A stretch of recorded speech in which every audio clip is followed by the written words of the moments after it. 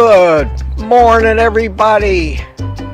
It's Monday morning, and I thought we'd start it off with a little happy music. And great news, I did solve the problem of why my stream was always slowing down. It was something, as I suspected, on my own system. Google Drive, a cloud backup, decides to upload massive files using the entirety of my bandwidth. So Spectrum, I owe you an apology. It wasn't you. And I'm 99.9% confident that I have solved the problem, and today's stream ought to be fine, sharp, good sound, great music. We'll see. Fingers crossed. But I'm pretty confident that I did find it. So that's the good news. And welcome everybody to Morning Coffee with Mitch. Today, as I think is going to become a tradition on Monday morning from here on out, to cheer everybody up because it's the beginning of the week. I brought Dogbert in to keep me company. Well, to keep me and Ellen company. So drink it if you got it.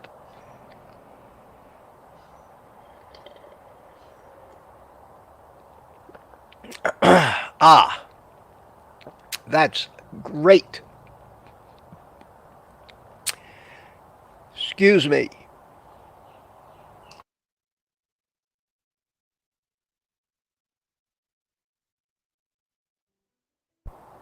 You ever take that first sip of coffee and it kind of almost goes down the wrong pipe? Of course. Well, it is Monday morning. And sitting in the green room is Ellen. Let me bring her in. Unmute your mic, Ellen, and we can hear you.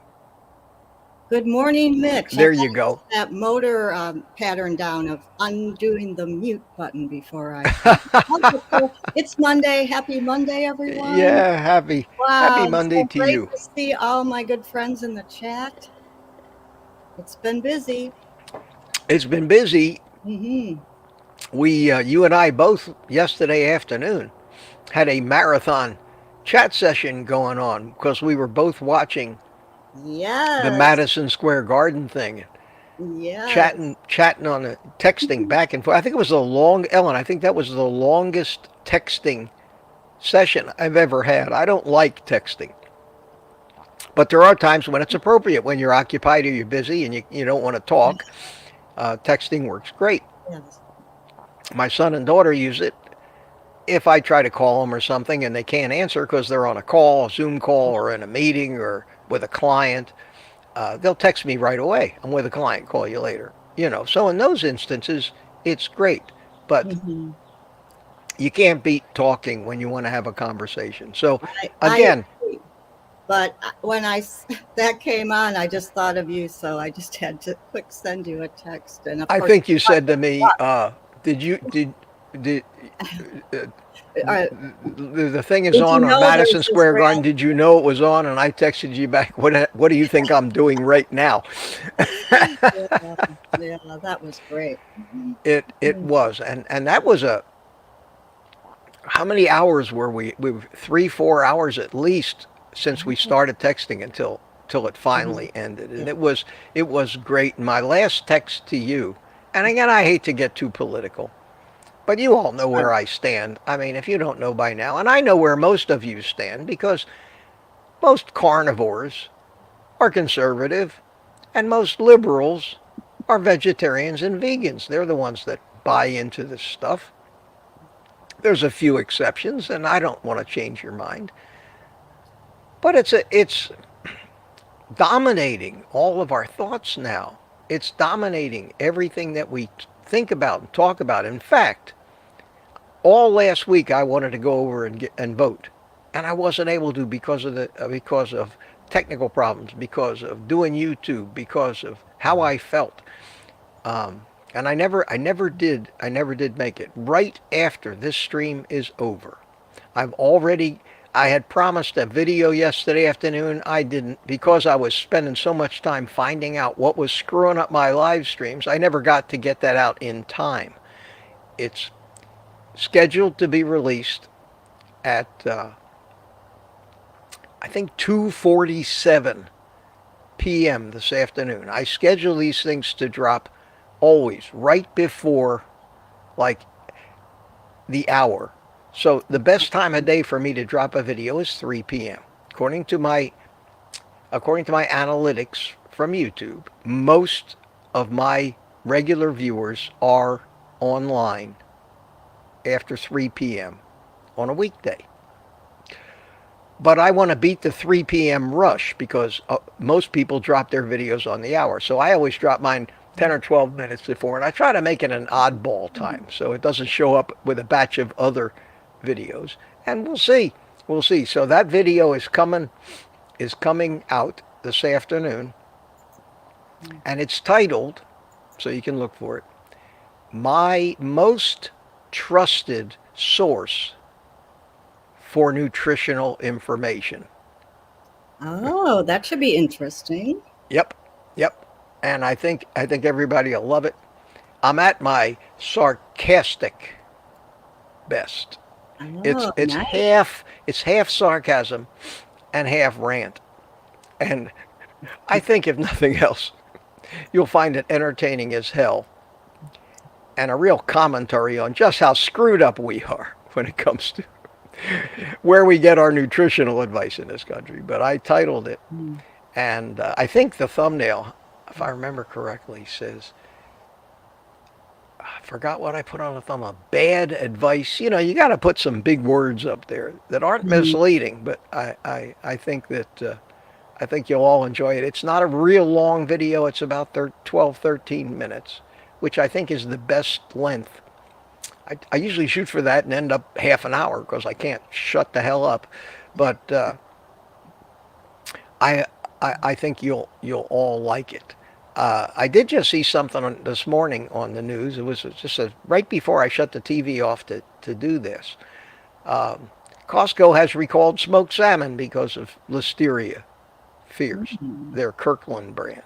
And you know, I eat a lot of that stuff, but I buy it at Sam's Club. But of all the things, of all the foods, smoked salmon, my favorite.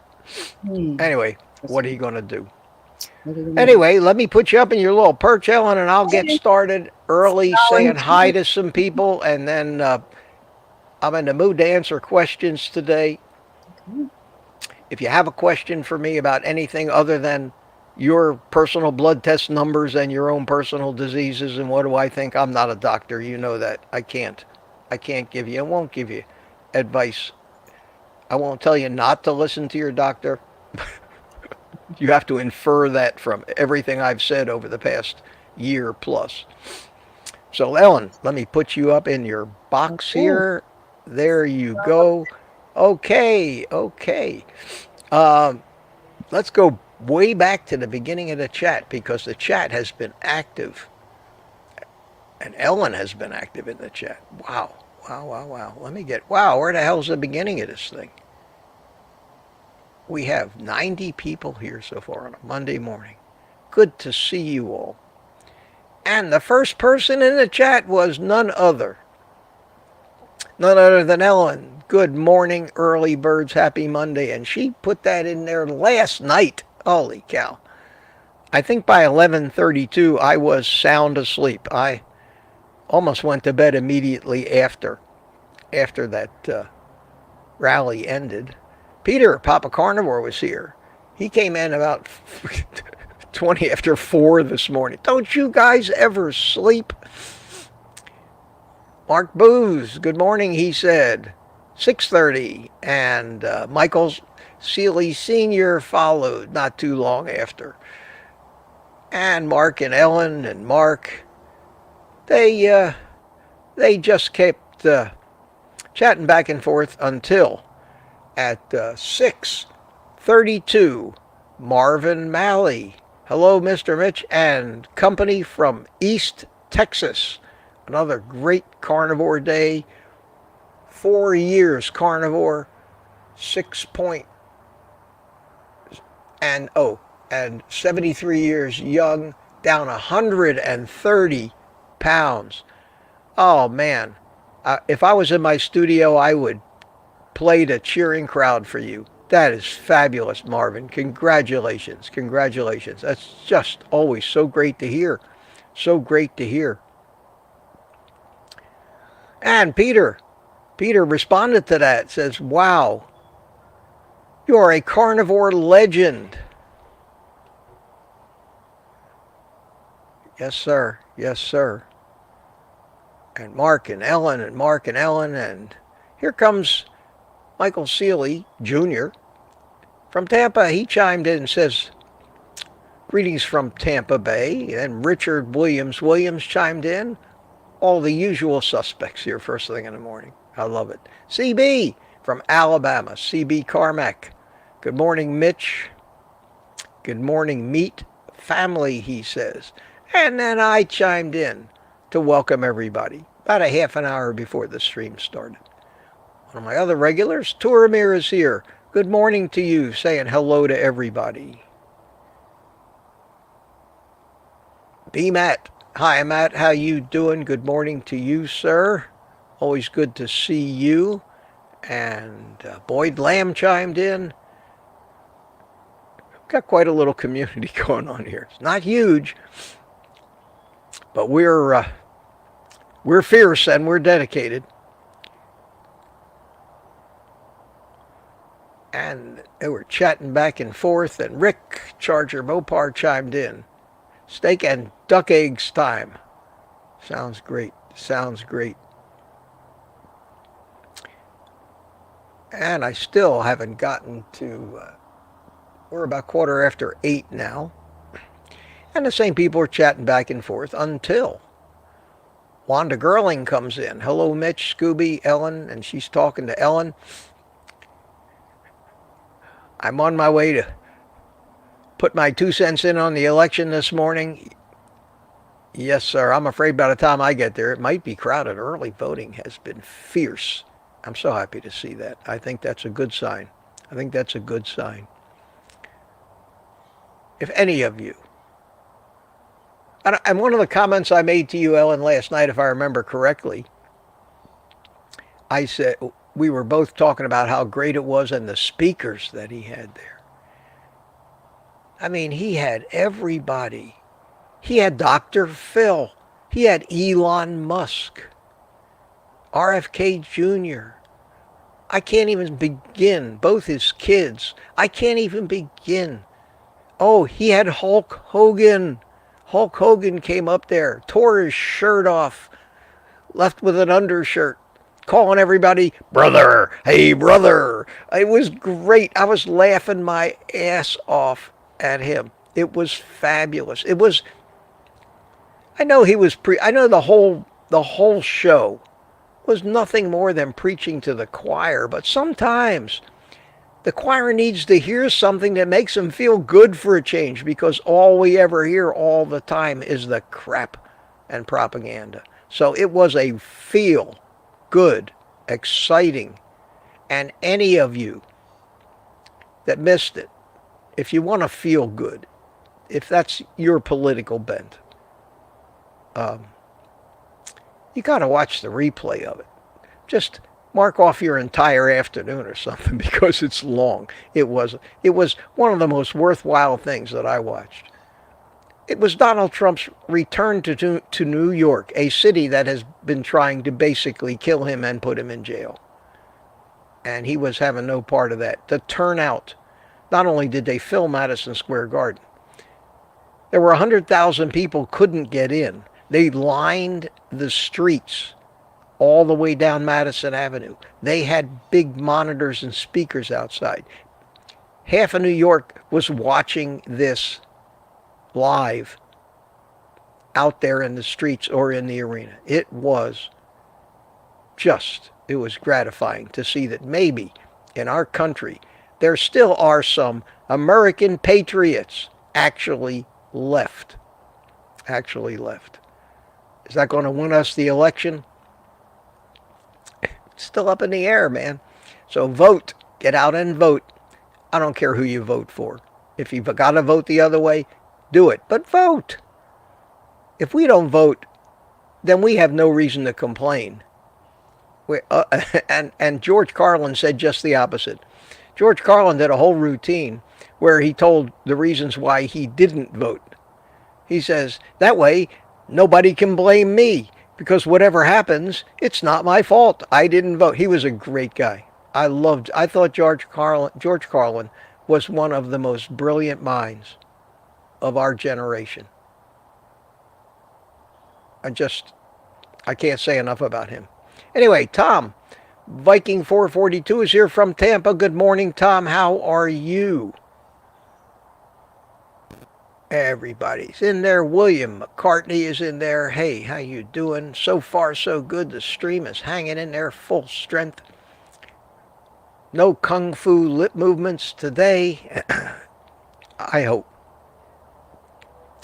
And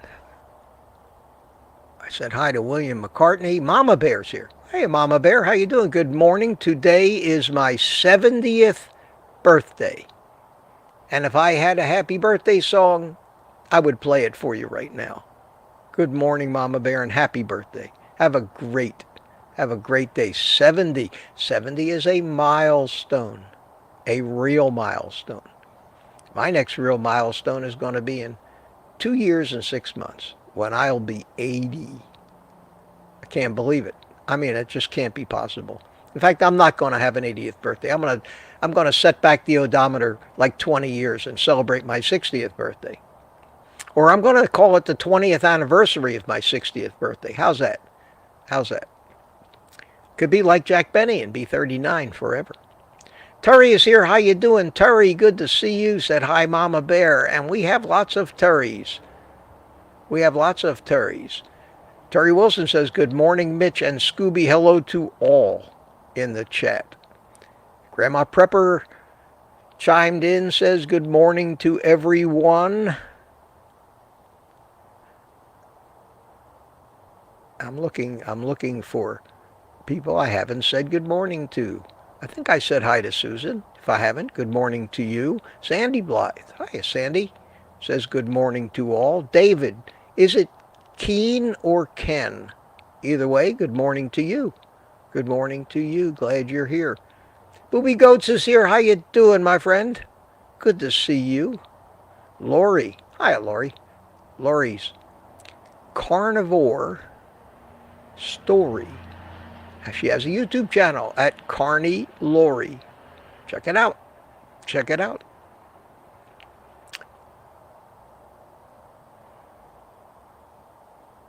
I'm looking.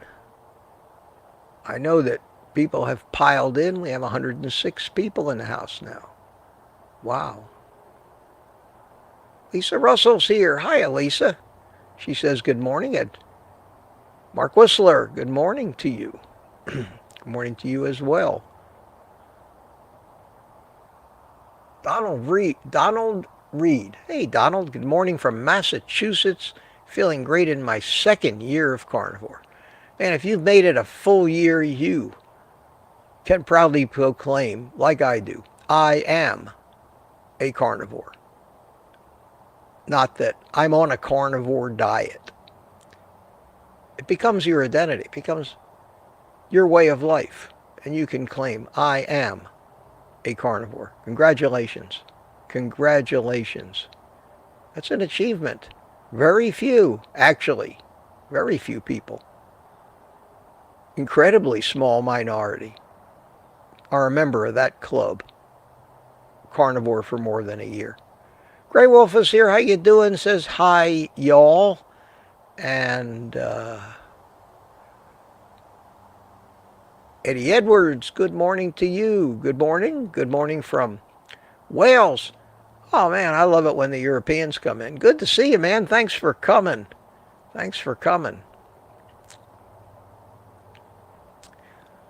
Lynn Tucker, carnivore.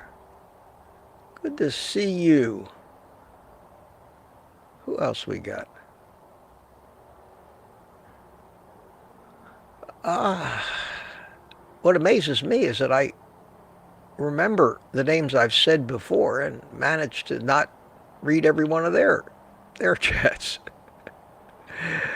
Ribeye Suze, or it's Suze or Susie, either way. I love that name, Ribeye Susie. I don't imagine that goes over real well in vegetarian restaurants. And here we have Bren's Way. Good morning. Good morning. There's a name I don't think I've seen before. Welcome. Glad you found this. Glad you found this. Jesse Farmer's here. Good morning from College Station, Texas. Well, good morning, partner. Good to see you. Good to see you. And Ground Beef Guy. That's a cool name. I like that. I like that. Good morning. Brensway says, I'm in Florida. You asked, I aimed at Ellen. I guess Ellen asked him where he was. Florida's a great place to be. It's a gorgeous morning here, although they're calling for rain today. Didn't start out that way. Senator McDonald's here. How you doing? I was up at 2:30 this morning. It's now 8:40 p.m. Holy cow, long day for you. Sandra, it's down under.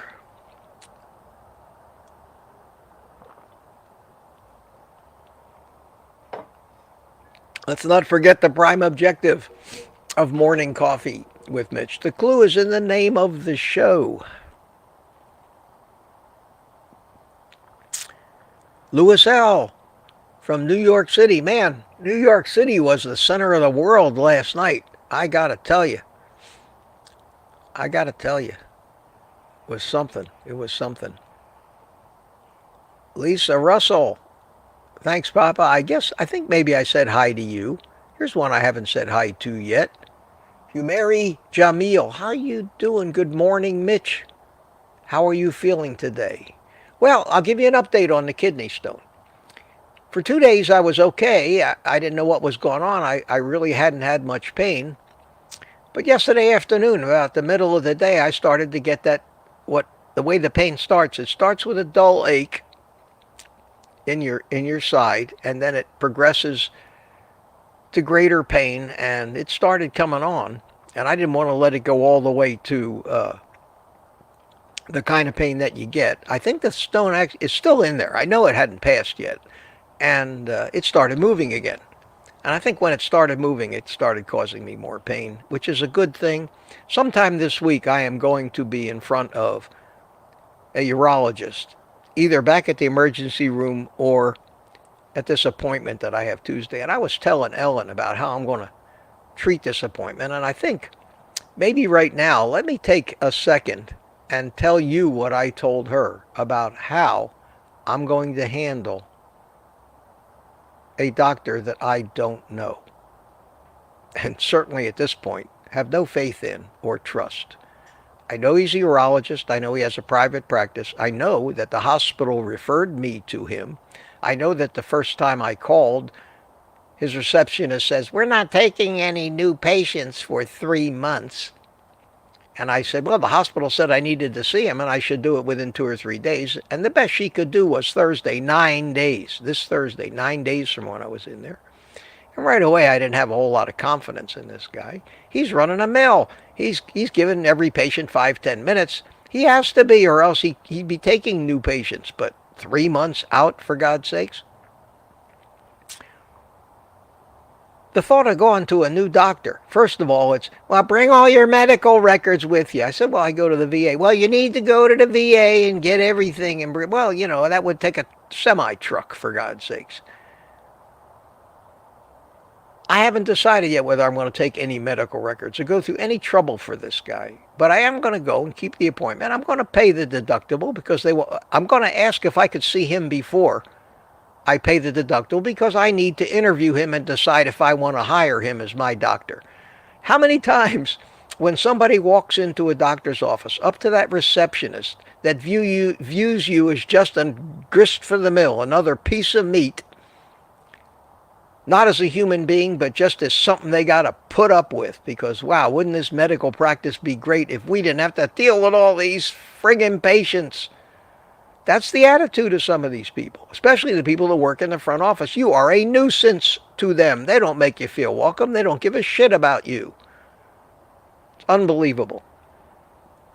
But I'm going to go in there and I'm going to say, listen, before I agree to, to hire this doctor, I want to ask him a couple of questions. And the answers to those questions will determine whether I have enough confidence in his ability. I don't care how good a doctor you think he is. I know a lot about this stuff. So can I see him and ask him a couple of questions before I start throwing money at you? And she'll probably say no, and I'll say, have a nice day, and I'll deal with the emergency room. But if she says yes, I'll go into this doctor and I'll size him up in about 10 seconds. Is he arrogant? Is he egotistical? Is he standoffish? Is he superior? Or is he a nice guy that reaches out and shakes my hands? I understand you want to ask me a couple questions. What can I do for you? Now I'm dealing with a human being, not a medical machine with a prescription pad. I've been down that route so many times. I'm not going to put up with them. They are ignorant in most cases. They are hurting people. They don't have enough energy to research some of the advice they're giving people. The last time I went to an outside urologist, the only thing I went there for my kidney stones. I was referred to this guy from the VA. I went in there, I just want to find out what we can do about these kidney stones. He wouldn't even talk about kidney stones. I had to go through a complete examination. He had to stick his finger up my butt. He had to schedule me imaging with a lab. He had to schedule me appointments with blood draws to see my PSA. I had my PSA numbers. I had my lab results with. No, I got to have my own PSA.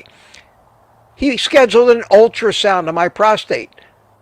About that point, I walked out on him. I said, you are not for me. Sorry, you are running a patient mill here, trying to do nothing more than gin up charges. And I'm here about my kidney stones. You're a fraud, I said to him, and I marched out of the office. Unfortunately, I had paid the deductible there. Learn a lesson. That's how they practice medicine. We cannot get proper care in the medical community today. So I would suggest that if you're referred to a new doctor, that you act like an employer, because that's what you are. You are an employer interviewing a prospective employee. You have the right to question that prospective employee before you hire them. They've got us so scared shitless of their power and their authority that we just do whatever they say and we end up killing ourselves following their advice. That's my advice to you. Enough said.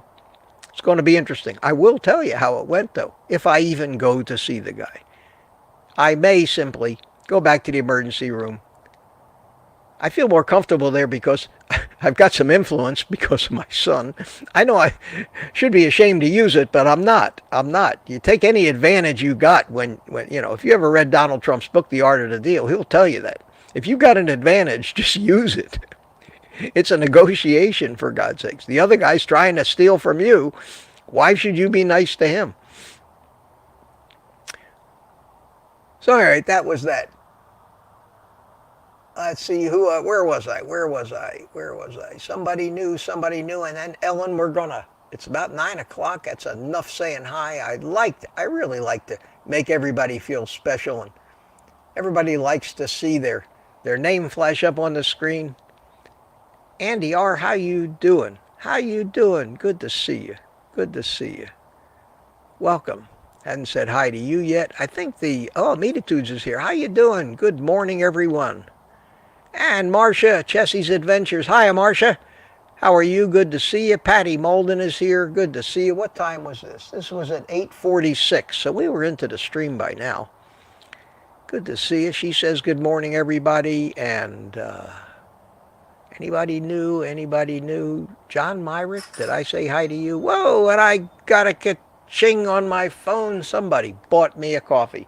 And that's probably good because old Dogbert's starting to get empty. Let's see who it was. I'll bet you it was Peter. Peter, you got to stop buying me coffees. It was Peter. Thank you, Peter. Peter says, glad to hear you're feeling better, Mitch. Enjoy a cup of coffee on me. Peter, you're too kind. I always appreciate that. It was so great meeting these guys, sitting around all afternoon having a cigar with them. Cigar? Whoops. Did I say cigar?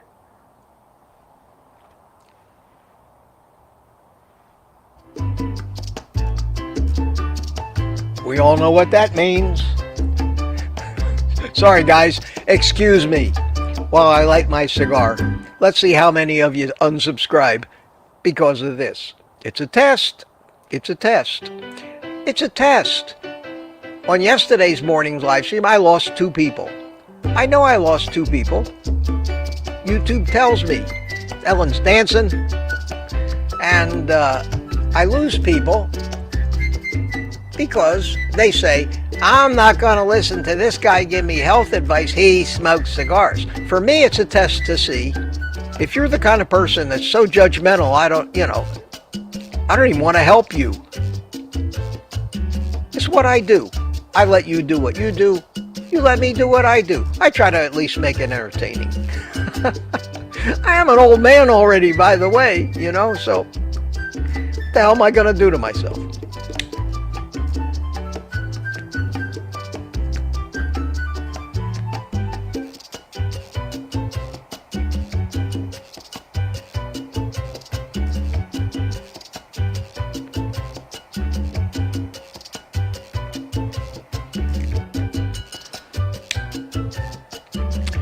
Okay, that's great. Thank you for your patience. And thank you for putting up with me. Turns out we got many cigar smokers. And I'll tell you what.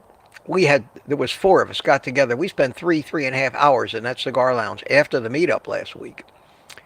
And we just had the best time of our lives. Relaxing. Talking about everything, carnivore, politics, everything. It was great. It was one of the best days I'd had in a long time. I mean, how could a day be better than that? You start off the day eating copious amounts of meat, and then you go smoke a cigar for the rest of the afternoon. When I first did this, when I first started my YouTube channel a year ago, I didn't want anybody to know I smoked cigars. I thought I'd get all kinds of heat. And as I got bolder, I started realizing it's nobody else's business. They can listen to me or they can go away. And if they think this means I don't know what I'm talking about, sorry, you're going to miss out on what I think is maybe advice that might save your life. But that's up to you. I don't tell people how to live. I don't tell people how to vote. I tell them how I might vote, but I don't tell them how to vote. I don't tell them what religion to be. It's not my place to tell people what to do. It's only my place to tell people what I do and what it's done. And I offer myself as kind of living proof. Walking the walk. No hypocrisy. So this is kind of, it's funny, but people say, why do you let people know that? I said, because if they don't approve, I want them to go away. And it'll be interesting to see if I lose anybody. Because interestingly enough, I had stopped losing people because of this cigar. People were entertained by it. They came to watch me play the music and light my cigar. It's part of the entertainment. I try to make this entertaining. But I picked up about 100 new subscribers because of that little video that Kerry put out the other day. And I wonder how many of them are going to be judgmental about my cigar and just unsubscribe quickly. I think those were 2 of them yesterday. So it's kind of a game for me. I could live without the cigar in the morning. I usually don't smoke cigars in the morning. But it's a shtick. It's a shtick. Not that I don't enjoy it. I do. I love it. I love it. Anyway, I want to do 1 more minute of running down the chat here and seeing if there's anybody I missed. Wayne Herman is here. Good morning, Wayne. Good to see you. And Rosie. Rosie 5 Blue. Good morning, Rosie 5 Blue. Haven't seen you before. Glad you could come. Maybe you're one of those new subscribers that watched me watched me in Curry. And speaking of that, just a quick announcement on Election Day, next Tuesday, the 5th. Curry and I are doing a joint live stream. It's going to be on his channel, but it'll be simultaneously streamed on my channel too. I'll put a notice up about it, but you won't get the yeah, you will get one. I'm not going to be posting it as a video because it's just tied into his video, but I'll put something in the community tab to remind everybody. But when it goes live, you'll see it'll pop up. And we're going to do an election eve thing, try to avoid politics a little bit. But Curry and I, this will be our third one. We have a great time together. We have a tremendous connection. And like brothers almost. And every time we do one, we say we need to do this more often. And then, as most YouTubers do, we go our separate ways, get busy, and But when he showed up at our meetup last Friday, not only was it a surprise, it was a pleasant surprise. And between Kiltsey and Curry and Dr. Nelson there, it was, I guess most of us agreed, it was the best day we'd had in a long time. Anybody else real quick? Meetitudes. Polish Mike is here. Man, you just caught that dead end of the shout outs. Good to see you. I don't see anybody else. One more. Tim C. How you doing? People just keep coming in. Northwoods Trains is here. I think I got everybody that came in up to almost 9 o'clock, 5 minutes to 9. So we're close enough. If you came in after 5 minutes to 9, I'm sorry I didn't get you. You didn't make the cut today. Come in a little earlier tomorrow. I really try, even though it takes up half the stream sometimes. I think it's worthwhile. I know how I feel when I go into a stream. If I type something in the chat, I'm thrilled when I see that I'm actually acknowledged as a human being and part of a community. I think it's very, very important. I think it is. So I try to do it. If you think I'm wasting everybody's time, let me know, please. But I think overall, most people like to be acknowledged. And I think it's one of the most gratifying parts of participating in a live stream chat. If the host knows you're there, I think it makes me feel important when I'm watching somebody else's chat. Especially if they remember my name. Especially if they know who I am. You don't get that very often on YouTube. That's for sure. That's for sure. I keep trying to do it. So Ellen, come back on, unmute your mic. I don't know if I haven't seen any QQQs yet. You got anything? I have. There have been some. Oh, we have okay. 135 people in the chat. I see that. Isn't that something? Okay. Isn't that something, Dogbert? Man, I'm telling you, what a great morning.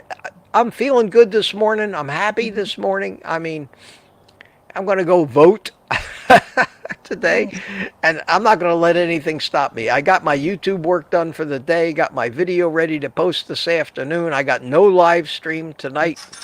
Oh, a ka-ching, somebody else bought me a coffee, so hang on to that question for a minute. Let me acknowledge and say thank you to that person who bought me a coffee. It was ROG 471.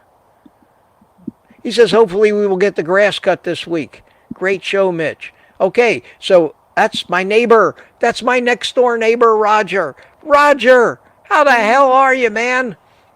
Wow, what a surprise. What a surprise. This guy is literally sitting 50 feet from me.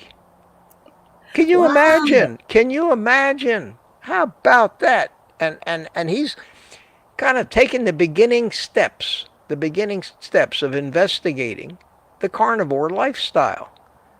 And he comes out, I'm going to act as his coach if he wants, but I'm not going to knock on his door and push him. And he knows that. Roger, that was very nice of you. Thank you so much. And what a surprise, man, to have my next door neighbor chiming in on one of my live streams. He's probably watching me out the window here, sitting on the porch making a fool of myself. That's great. Oh, that's great. What a great surprise. Thank you, man. Maybe Thank you. maybe he'll be able to come over someday and be on the show with you. Might be. So, Might be. He's an interesting guy. And very nice people. okay. Very nice So you guy. have a Yeah. super chat from B Matt. Oh, thank you, B. Matt. I haven't gotten down to that yet. B- Oh, here it is right here. Let me put it on the screen. B. B- Matt. B-Matt. Thank you so much. Question. Oh, okay. Question. Yeah. Mitch. And Yeah, you got to point these out to me, Ellen, because if they contain a question, I certainly want to get to that. Yes, that's why I pulled that one up first. I have never seen you use an outdoor grill. Any particular reason why you don't use an outdoor grill? Well, I have the smoker that I use outdoor, and you've seen me use that. I don't use it that often. Primarily, I'm so set in my ways, Matt. I'm so set in my ways of how I cook steaks, how I cook bacon and eggs. I don't have company. If I had company over, if I had 3 or 4 people I had to cook for, I probably would do it on an outdoor. I have it's got to be a 10, 15-year-old Weber outdoor grill. It works, but it's just so many more, and I don't mind walking steps, but so complicated. You got to go out there, you got to light the grill, you got to heat it, let it preheat, you got to take a wire brush to the grill, clean it off a little bit, you got to mother hen the steaks on it. You need, if you want to really make sure they come out right, unless you're like doing it every day and got the timing down to the second, you need to use a remote thermometer where you can monitor the internal temperature, because that's where you ruin most steaks, is overcooking them. And I get to the point where one of the most important things that helps me sustain carnivore is the simplicity of preparing the food. So I find that a sous vide steak seared in butter is every bit as good as a steak on a gas grill. Now, maybe if I was using charcoal, maybe if it added a little flavor, maybe if I threw a little wood, a little hickory or something in the coals, it would give it a little smoky flavor. That might be great. Interestingly enough, one of the things about carnivore, as food begins to lose its importance as a source of pleasure and becomes more like just filling a tank at a gas station, you don't go out of your way as much in these cooking. You just want quick recipes. You want some variety. You want them to taste good. But one of the great appeals to me, and this may just be me, I never really like to spend half a day in the kitchen preparing something, is the quick and easy couple-minute preparation, quick and easy cleanup. What's next? That's why you don't see me doing a lot of grilling. I do use the grill occasionally. I just don't film it. Maybe I should film it more often so I can throw out a short video saying, see, I do grill things. Thanks for the super chat, Matt, and thanks for the question. Thank you. Well, I'm all with not spending too much time in the kitchen. So Ribeye Susie, actually, let's go back before her. Speaking of time in the kitchen, Terry would like to know, what do you do when you're hungry and nothing in the fridge looks good? I'm paraphrasing the questions a little bit. No, that's a great question. I hope you don't mind. That's a great question, and that is your addiction talking. That's exactly what that is. That's your addiction talking. That's standing in front of the pantry and you don't even know why. Standing in front of the refrigerator and you don't know why. Let me tell you something about hunger. If you were really hungry, everything would look good. Even the moldy cheese would look good if you were really hungry. That is a response from emotional eating caused by your addiction and habit of thinking you're hungry, but you're I don't think in that case you're really hungry. It's been said that there's a test. How do you know if you're really hungry? This is true. This is true. How do you know if you're really hungry? That's when you go to the refrigerator and you'd eat anything in there, no matter how appealing or unappealing. Anything that was in that refrigerator would be acceptable if you were really hungry. So if you find yourself standing in front of the pantry, standing in front of the refrigerator, nothing appeals to you, you're just not hungry.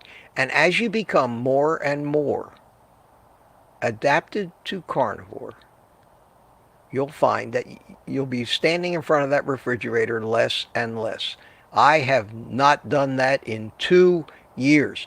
I haven't gone to the refrigerator, opened the door, with looking for something to eat and not finding anything that I wanted. I don't think about food. I never get hungry. My first meal of the day will be between 11 and 12 today. I won't be starving. If I go vote today and I miss that meal, it won't matter to me. If I got busy and went right through my second meal of the day and missed it, that wouldn't matter to me either. I still wouldn't be starving to death. I'd end up saying, I'll fast, I'll eat tomorrow. Your physiology changes, and so does your mindset with it. It all depends on how quick your subconscious mind realizes you're not near death, which is the state that it's always in when you're living on sugar. It knows it's got 1 day of sugar. It knows that you're using it up as we speak. It knows that if it doesn't get more sugar into you, you'll be dead tomorrow. Because that's what it's used to, and that's what it knows, because that's all you've been giving it for the past 30, 40 years, basically. When you finally become a fat burning, when you finally switch your metabolism where the primary fuel is fat, we've all got, even I, as skinny as people say I am, still have enough fat on me to live for a month easily. It just takes 30 days for our brains to catch up. It just takes 30 days for our brains to catch up. Why do I still have Ellen's chat? Oh, I just put that up there. Sorry, Ellen.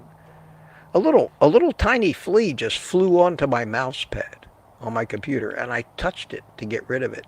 And the computer said, "Oh, enter. Let me put up this thing." So Oh, I thought you were saying I was a flea. I'm telling you. No. So that's the answer to that question in my own experience. I just don't ever find myself standing in front of the refrigerator. What I do is I say to myself every night, I say, I'm going to need some fuel tomorrow.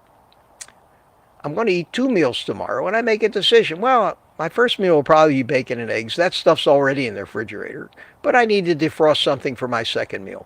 So I'll open the freezer, I'll grab a ribeye, frozen ribeye, I'll grab a pound of frozen ground beef, and I'll throw it in the refrigerator, and overnight it will defrost. So when you open my refrigerator, there's only going to be one thing that you see in there that I could eat, and that would be what I decided the night before. And if I forgot to take something out the night before, first thing in the morning, I'll just take it out of the freezer and leave it out, and it'll defrost by the time I'm ready for my second meal. And worse comes to worse, I got an air fryer where I can cook things from frozen if I really forget. Or maybe I just skip that meal. Hunger is not an issue. You had asked me this 3 years ago, I would have said, no, that's impossible. It's impossible. How could a human being not need food every 4 hours? That's just the way it is. Okay, I hope that answered that question. Ellen, next. Okay. Ribeye Susie is wondering, have you ever had your kidney stones analyzed? Her mother did, was told to drink lemon juice and water, and hasn't had any in 10 years. Well, that's great. Yeah, no, that's a great question. I only passed one other kidney stone. They did go in and grab one, and they analyzed it, and it was a calcium oxalate stone.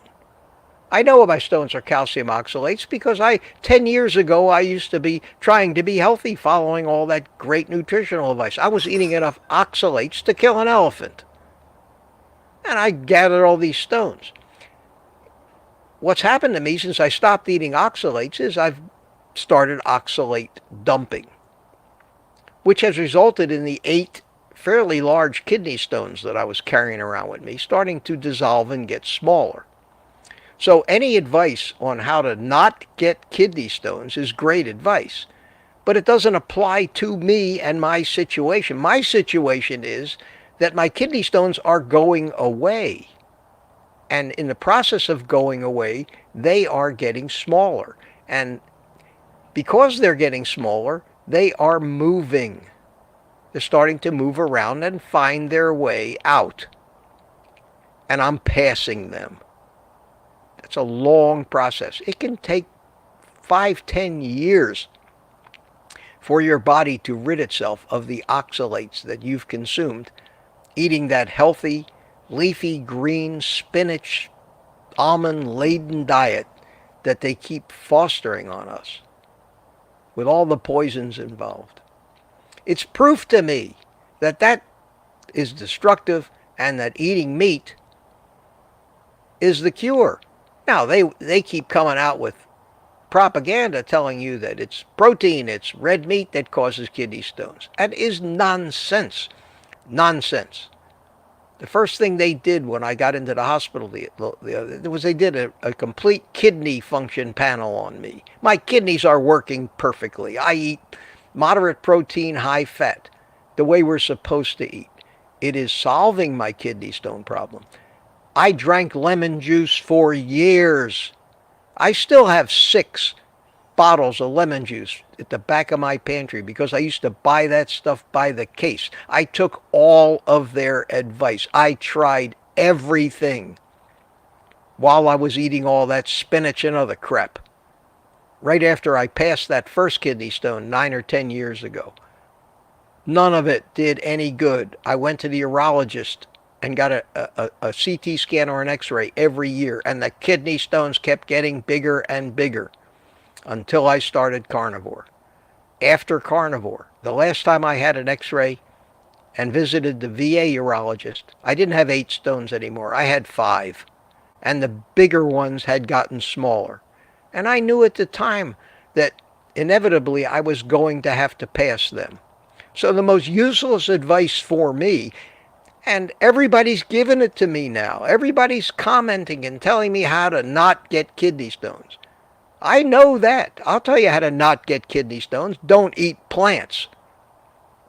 Period. That is the answer. You don't want kidney stones? Don't eat plants. But if you stop eating plants, and you've already got kidney stones, they're going to start getting smaller, and eventually you're going to have to pass them. The good news is, after they're gone, I will never have another kidney stone in my life, so I won't need all that advice. Their advice is to poison ourselves by eating all of these plants. And if you need to watch that video I made today, it's coming out just before 3 o'clock this afternoon. It is precisely on this topic. It'll blow your mind. And that's going to be a good one. Yeah, and I appreciate all the help that people, because people want to be helpful, and I know they care about me, and they're telling me what they've heard, or maybe what they think worked for them, but what really works is stop eating plants. Right. Stop eating plants with oxalates. You won't get calcium oxalate stones. There are 3 other kinds of kidney stones. They're very rare, but the second, which may account for 10 to 20% of all kidneys, are uric acid stones. But that's a whole nother thing. The most common stone is calcium oxalate or calcium phosphate. It is a calcium-based thing. And they blame me. You're not getting enough calcium. You need to take calcium supplement. None of that stuff. We can't regulate our biochemistry. I keep harping on that. It's not up to us to monitor and try to intervene in this elegant system of homeostasis that nature has given us after all of those billions of years of life's evolution. That's, to me, just a fact. I stay out of it. I stay out of it. That's why I only take a few supplements, and they're electrolytes, iodine, and maybe a vitamin B. That's about it. I'm pretty sure the food we eat, that stuff is deficient. So, Okay, hope that answers that question. that does. And Mama thank Bear, you. And thank you. I mean, thank you for asking it. And I know that any advice that any of you give me, it comes from the heart. I'm not telling you, I'm not scolding you for giving me that advice. I'm trying to just inject the reality of what's going on in my body that I have discovered. Next, we have another question. okay. Mama Bear, this is a suggestion, I would say. Can you please make an excerpt video of how to pick a doctor? Oh, you mean to pull that out of here? I could Yes, do that. I that's could a do great that. That would be a short question. little. Wouldn't be a short, but it'd be a short little video. Sure. Ellen, remind me if you would. I will remind Send you. me an email or something that reminds me of that. But yeah, I can do that, and I think more of us need to treat these doctors, take them off their lofty perch, because most of them are ignorant, and most of them cause us a lot of harm. Uh, I don't know what the reason. It's either ignorance, they're scared to death. Most of them are just scared to death. The system's got them so tightly clamped down that they're afraid. They say, if they say to you, "Well, you need to eat more red meat," then they'll lose their license. They'll be all it's going to take is one complaint to the medical board. "Oh, I went to this doctor. He told me to eat more red meat. That's going to kill me. I think he has to have his life." And they'll investigate the guy. That's their job. They have to investigate every claim. And and doctors have been persecuted every day for not following what they call the standard of care. It is an absurd system that we have. I try not to get caught up in it at all. Once a year, get my blood work, analyze it myself, and stay away from the medical community until you have an emergency like I had with this kidney stone. Or you have a car accident, or you break your arm. Then you don't need a doctor. You need a mechanic. You need a plumber. But they don't know how to act like plumbers or mechanics most of the time. All right, what else you got there, Ellen? I have Lori's Carniversary, Lori's Carna story. Sorry.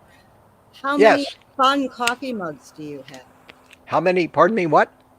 Fun coffee mugs. Fun coffee. Not too many. Not too many. Some of them may be a little obscene for a morning coffee. I have that one, and I keep thinking I need to bring it out, but I don't want to come off as too crass. But my daughter bought me the funniest coffee cup, funniest coffee cup, and I will paraphrase the four-letter word.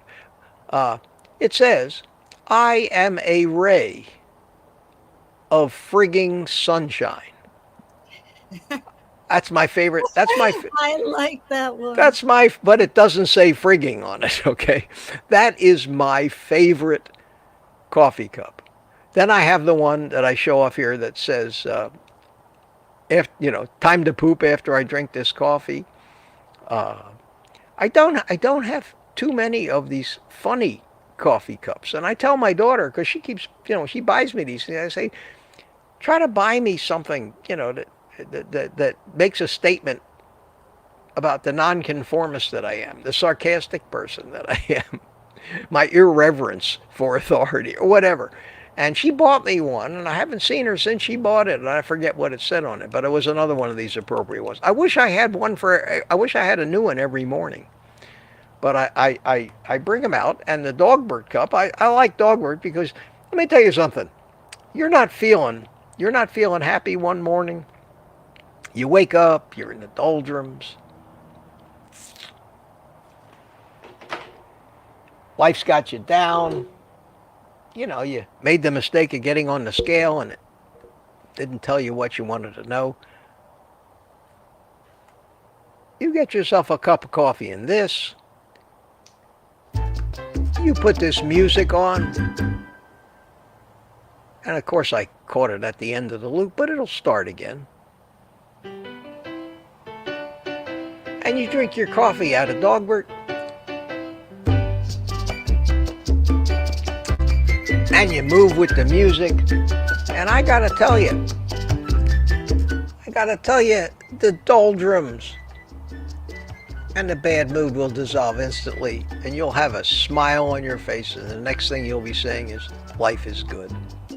And I do that. Any more questions, Ellen? Yes. Okay, we're coming to the end of the stream. I'll go a little over time, no problem.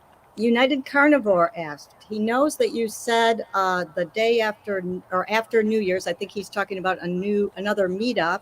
What do you think about the day after? He's putting you on the spot here in public. Yeah.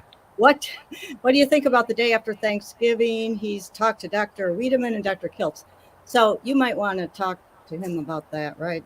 Yeah, I'll talk to him about that. I don't have my calendar here. The day after Thanksgiving is usually Black Friday, I think. Yeah, but although Black Friday's like a season now, I think. Yeah, but I mean, that's legitimately what Black Friday is. It's the Friday after Thanksgiving. I don't know. I think that might be a bad time to go out amongst the masses. I think that the shoppers might be mobbing any restaurant we might go to in their frenzy to spend money. Everybody thinks they're saving money. They're not saving any money. They're spending money. My father taught me that lesson a long time ago. They advertise things. Save $300. Save $400. Save $1,000. I used to go into my dad. I say, hey, Bragg, look at all the... I said, I just saved $300 buying this thing. He would say, and I'd never forget this. He'd look at me and he'd say, what are you going to do with all that money that you just saved? As if you see, to him and his generation, saving money meant putting it away. You still got it. You can't save money by spending money. You save money by not spending money. And that he hammered a point home to me. Not that I don't appreciate a good deal. I love a good deal. If I'm going to buy something anyway, yeah, I'd like to get it at a cheaper price. But where is this money that I supposedly saved? And most of these stores and marketing today, they don't even tell you what the price is. You go into the store and all you see signs, save $80, save $50. Well, how much does the frigging thing cost, young man? They hide that. Yeah, the psychology of the marketing. It is. It's marketing. It's pure marketing. They appeal to every button that we have that they can push. And, more power to them. That's business. That's what you have to do. But as a consumer, you got to be aware of the tricks. They have so many tricks. The simplest of them to recognize any time you see the word save followed by any of these phrases. Save as much as. Save up to. And they have some enormous amount of money. Save as much as $300. Well, 10 cents is as much as nobody saves the $300. There's always conditions. Car dealers do that all the time. There's a car dealer here in town that runs ads, $13,000 off. It's the Kia dealer. $13,000 off a brand new Kia, the electric one they got. This $80,000, $90,000 car. Save $13,000. Well, if you go into the car lot and look at the sticker on the car, they added $13,000 as a regional price adjustment. They jacked up the price $13,000. Basically, they're telling you, okay, we're willing to forgo that. But they advertise it as a discount. It's not a discount. It's fraud. But they're allowed to do that. And I understood that back when you couldn't get cars during COVID and all that. But now they can't get rid of these cars. They can't get rid of them, but they can't give up these advertising tricks. It's disgusting, but it's business. We as consumers have to be wary of that. All right, I think it's getting late. From Mitch, it's getting late. There is one more. But Okay, do go you ahead. want to- do you want to go? Or do you want, Sure. What else I got to do but go vote? it's a poop question. Oh, I like poop questions. Go ahead. We got to have a poop question. This is from Rain Dancer 1980. I haven't quit coffee. I haven't quit my coffee. My creamer is the only source of carb sugar, only 15 grams, I assume he means per day. My BMs are fudgy. Is this normal? Fudgy. I've never heard that term used. Sounds like maybe you just need a little more fat. I don't, and who knows. My the firmer they are, the means you're not getting enough fat. The looser they are, maybe you're getting too much fat. But I don't think whether it has anything to do with your coffee or creamer. Yeah. That doesn't make much sense. It could, but I don't see a really direct correlation there. When you say you're using creamer, if you're using that powdered crap, I would not do that. If you need to have cream in your coffee, if you can't drink coffee without it, if you need these flavored creamers with all the artificial sweeteners in them and chemicals and all that other crap, that's no good for you. If you can't drink black coffee and you got to have cream in your coffee, go buy some heavy whipping cream. Put a couple tablespoons of that in your coffee. It's pure fat, no sugar, and see if the problem doesn't go away. If the problem goes away, then you know that that's what it was. Don't change anything else, just that one thing, and give it a month. I mean, these are long experiments, but that's how long you got to do it sometime before you can actually recognize any effects. So, Rain Dancer, I think that's my best guess at what what the problem might be, and even still, I don't see a way that it would be associated with the consistency of your stools. But as general advice, I would say if you're using flavored creamer and it's 15 grams of carbohydrates, there's something in there that you can absolutely live without. And it won't take you long to get used to living without it, that's for sure. And then, you're getting a little extra fat in the pure cream. You're getting no fat in that creamer. If it's powdered creamer, you get no fat. At least this way you'll be getting an additional fat, which might move you in the right direction. And I use the word move with no pun intended. All right. That was a great All right, Ellen. ending to that question. I think we got them all. All right, let me bring you back in here, and I'm going to let you say goodbye, and then I'm going to do my thing and fade out gracefully this morning. On that note, goodbye, everyone in chat. Thank you for being here. It means so much. And have a great day. Happy Monday. Thank you, Ellen. And we will see you tomorrow morning without fail, unless I'm in the hospital. But I doubt it'll happen that quick. So let me bring in some traveling music here. Yes. And just for the hell of it, let's go out on a puff of smoke here. Finish your coffee if you haven't finished it yet. Say goodbye to each other in the chat. Take a minute. I'm going to celebrate a live stream with no technical difficulties whatsoever. Incredible.